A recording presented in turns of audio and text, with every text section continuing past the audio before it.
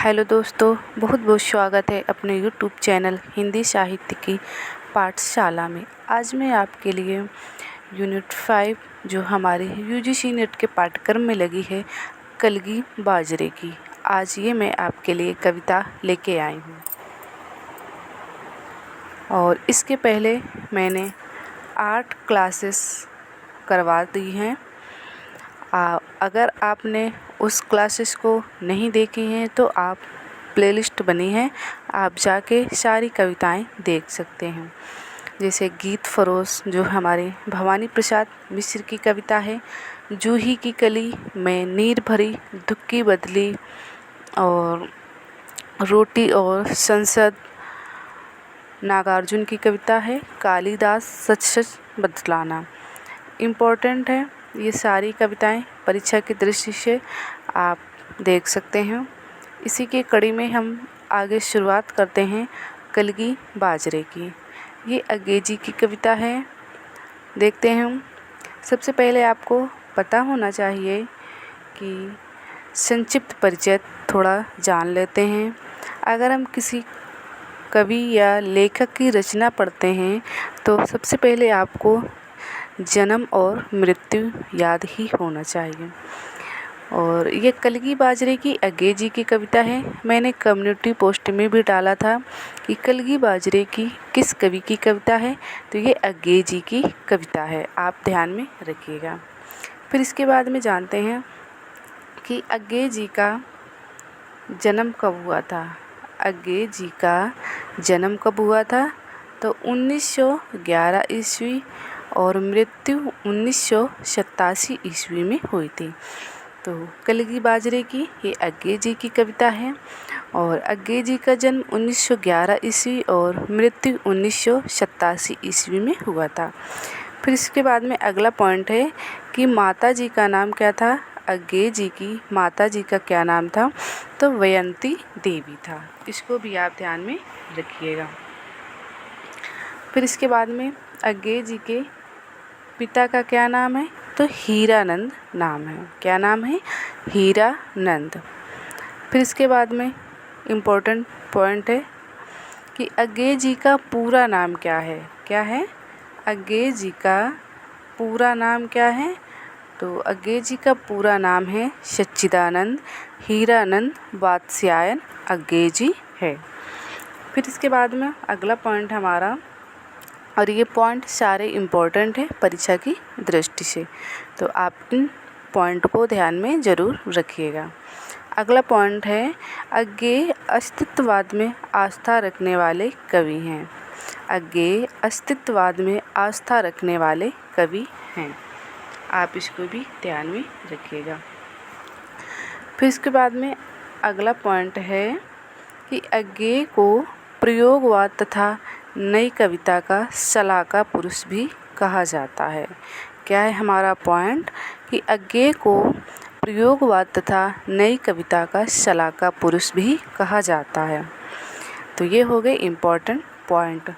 फिर इसके बाद में हम लोग कविता पढ़ रहे हैं तो हमें ये भी जानकारी होनी चाहिए कि किस कवि की कौन सी कविता है, क्योंकि आपसे प्रश्न पूछा जाता है, 4 से 5 ऑप्शन दे दिए गए, कौन सी कविता है या नहीं है, ऐसे पॉइंट भी आते हैं। तो आप ध्यान में ज़रूर रखिएगा कि अंग्रेजी की महत्वपूर्ण कविताएं कौन कौन सी हैं। तो देखते हैं कौन कौन सी कविताएं हैं। असाध्य वीणा, असाध्य वीणा लंबी कविता है।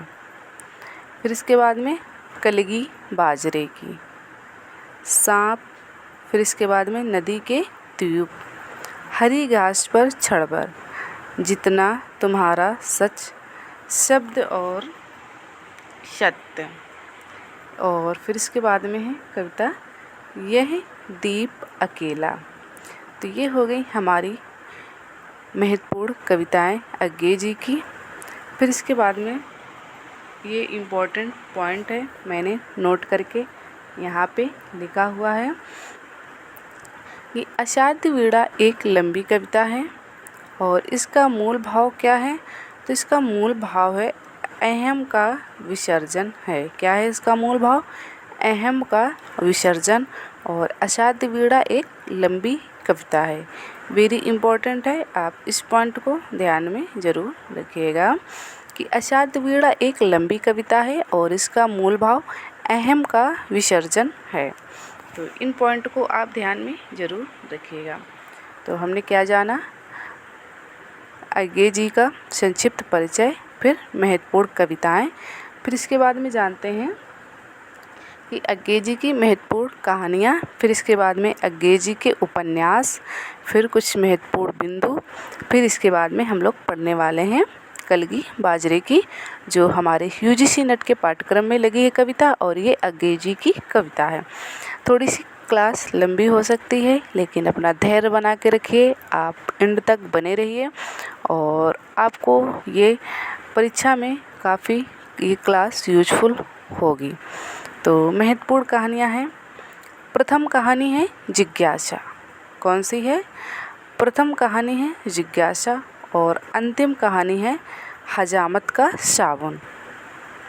प्रथम कहानी जिज्ञासा, अंतिम कहानी हजामत का साबुन। वेरी इम्पोर्टेंट है, आप इन कहानियों को ध्यान में ज़रूर रखिएगा। फिर इसके बाद में हम, आप सभी को पता होगा, अगर आपने यूजीसी नेट की परीक्षा दी होगी तो क्रम में लगाने के लिए काफ़ी रचनाएं आती हैं, तो आप ध्यान में ज़रूर रखिएगा। जैसे विपथगा का प्रकाशन वर्ष है 1937 और परंपरा का प्रकाशन वर्ष है 1940 ईस्वी।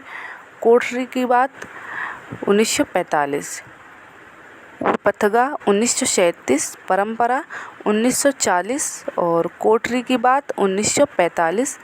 फिर इसके बाद में अमरवल्लरी का प्रकाशन वर्ष है 1945 ईस्वी। फिर है शरणार्थी 1948 ईस्वी। जयदोल 1951। फिर है हमारी रचना ये तेरे प्रतिरूप, इसका प्रकाशन वर्ष है 1961 ईस्वी। तो ये हमारी हो गई अज्ञे जी की महत्वपूर्ण कहानी और महत्वपूर्ण कविताएं। अब देखते हैं उपन्यास। जैसे ये रचनाएं हैं तो यूजीसी नेट के पाठ्यक्रम में ज़्यादातर तो रचनाओं का क्रम आता है, और जैसे और भी परीक्षाएं ले लो आप, जैसे पीजीटी हो गई, टीजीटी, जीडीएस, एलटी ग्रेड, ये जो कुछ परीक्षाएं हैं तो इसमें वन लाइनर भी प्रश्न पूछा जाता है, और थोड़ा एनटीए का जो लेवल है थोड़ा हाई है, आपको भी पता होगा। तो यहाँ से क्रम में लगाने के लिए क्वेश्चन आता है, तो आप इन प्रश्नों को ध्यान में ज़रूर रखिएगा। फिर इसके बाद में हम लोग जानते हैं महत्वपूर्ण उपन्यास। मैं हमेशा प्रयास करती हूँ कि आपको मैं जो भी दूँ कंटेंट अच्छा दूँ और बेहतर दूँ, और एग्ज़ाम में 100% आने की चांस रहे और कोई भी प्रश्न आपका छूटे ना, इसलिए मैंने अज्ञे जी का संक्षिप्त परिचय रखा। फिर इसके बाद में महत्वपूर्ण कविताएं, क्योंकि हम कविता का टॉपिक ही कर रहे हैं तो हमको पता होना चाहिए कि इनकी कौन कौन सी महत्वपूर्ण कविताएं हैं, महत्वपूर्ण कहानियां। अब देखते हैं महत्वपूर्ण उपन्यास। तो इनके महत्वपूर्ण उपन्यास हैं शेखर एक जीवनी, और ये हमारे यूजीसी नेट के पाठ्यक्रम में लगा है। शेखर एक जीवनी प्रथम भाग प्रकाशन वर्ष 1940 और कहीं कहीं 1941 ईस्वी मिलता है। अभी कुछ हाल ही में प्रश्न पूछा गया था कि शेखर एक जीवनी भाग 1 का प्रकाशन वर्ष क्या है, तो एनटीए ने 1941 माना था और कहीं कहीं 1940 भी है, तो आप दोनों प्रकाशन वर्ष ध्यान में ज़रूर रखिएगा। शेखर एक जीवनी प्रथम भाग 1940 या 1941 ईस्वी, और द्वितीय भाग है 1944 ईस्वी। तो प्रथम भाग 1940 या 41 और द्वितीय भाग है 1944 ईस्वी, तो आप इसको ध्यान में रखिएगा। फिर इसके बाद में उपन्यास है हमारा नदी के दीप। नदी के दीप का प्रकाशन वर्ष है 1951 ईस्वी, और अगला जो उपन्यास है वो है अपने अपने अजनबी। अपने अपने अजनबी का प्रकाशन वर्ष है 1961 ईस्वी, और ये कुल 3 ही उपन्यास है अज्ञे जी के। शेखर एक जीवनी प्रथम भाग 1940 या 41, द्वितीय भाग 1944 और नदी के द्वीप 1951 ईस्वी और अपने अपने अजनबी 1961 ईस्वी।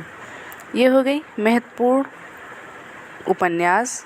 तो हमने देखा अज्ञे जी का संक्षिप्त परिचय, महत्वपूर्ण कहानियाँ, महत्वपूर्ण कविताएं, महत्वपूर्ण उपन्यास।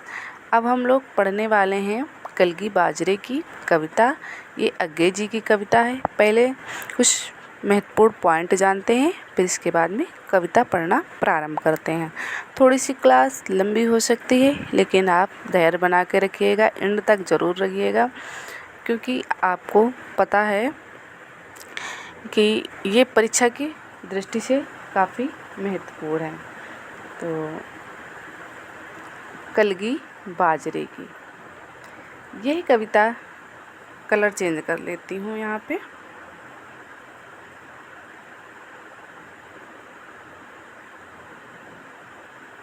कलगी बाजरे की कविता अज्ञे जी की है। फिर इसके बाद में पॉइंट है, यह कविता हरी घास में क्षण भर 1949 ईस्वी में काव्य संग्रह से लिया गया है। तो कलगी बाजरे की किस काव्य संग्रह में संकलित है? हरी घास में क्षण भर। और इसका प्रकाशन वर्ष क्या है? 1949 ईस्वी। इम्पोर्टेंट है, आप ध्यान में रखिएगा। फिर इसके बाद में इस कविता में कवि ने अपनी प्रेमिका की तुलना तारा, कुमुदिनी या चंपे की कली जैसे पुराने प्रतीकों को छोड़कर चिकनी हरी और बाजरे की बाली से करते हैं। तो यहाँ पे कवि कहना चाहते हैं कि जो पुराने प्रतीक हैं उनको छोड़कर कवि ने नए प्रतीकों का प्रयोग किया है।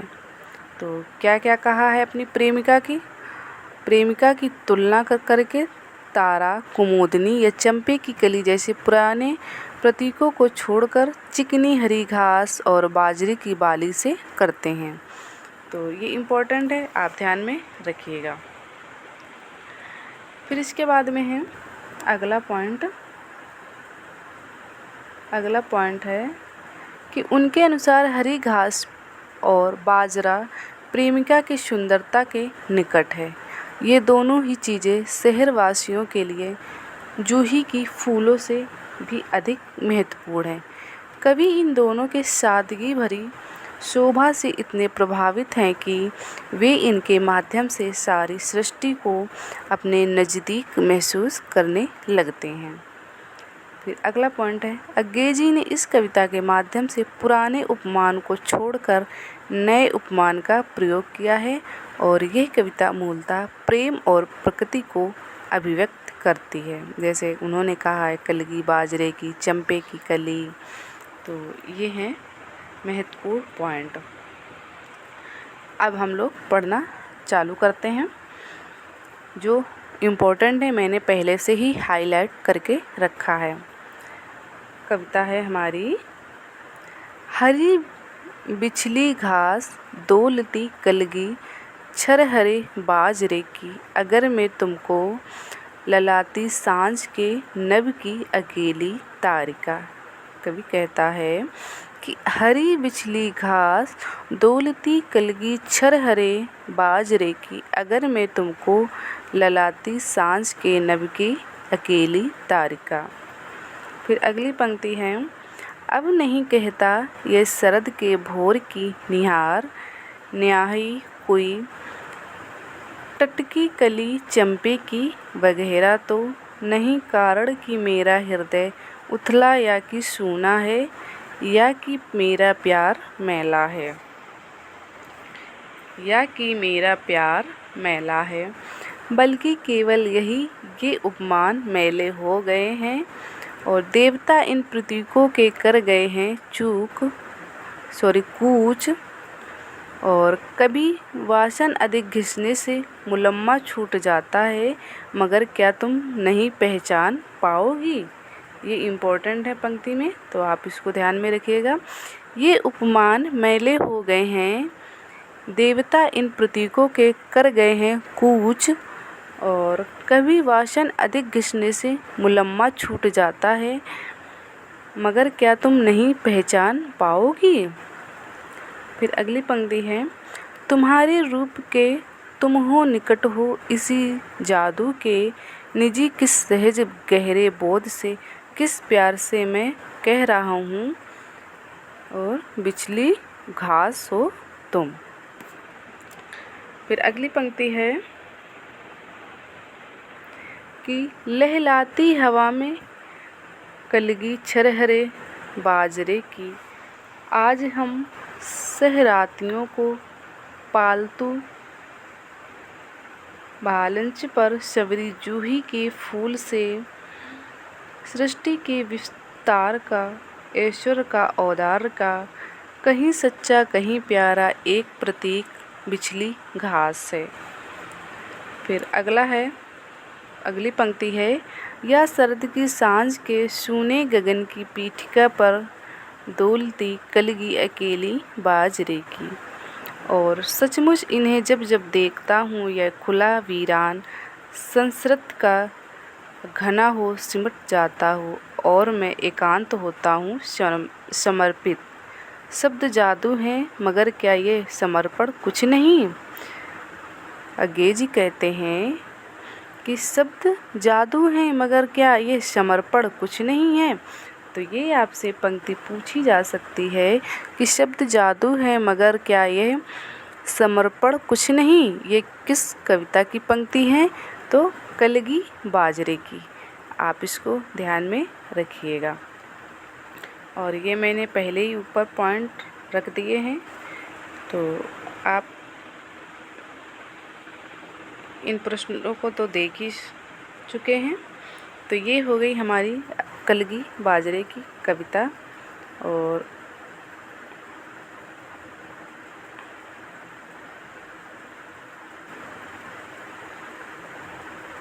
तो हमने क्या क्या देखा, महत्वपूर्ण कविताएं और महत्वपूर्ण कहानियाँ, महत्वपूर्ण उपन्यास, और आगे जी की संक्षिप्त परिचय, फिर इसके बाद में ये कविता।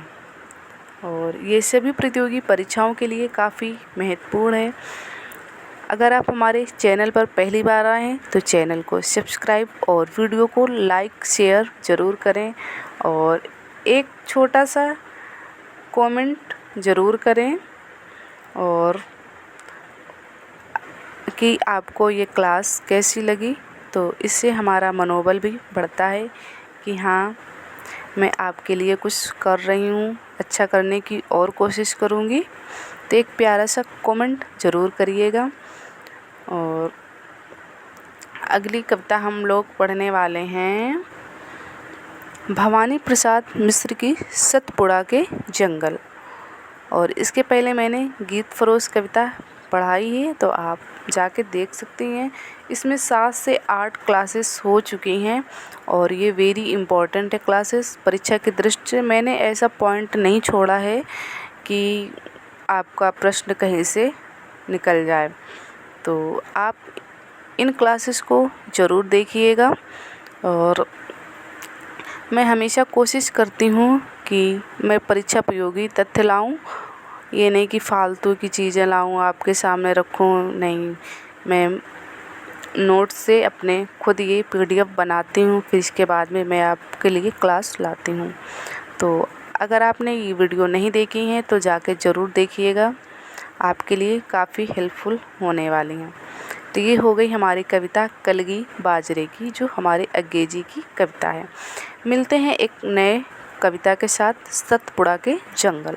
जब तक स्वस्थ रहिए, मस्त रहिए, अपना ध्यान रखिए और अपनी पढ़ाई जारी रखिए।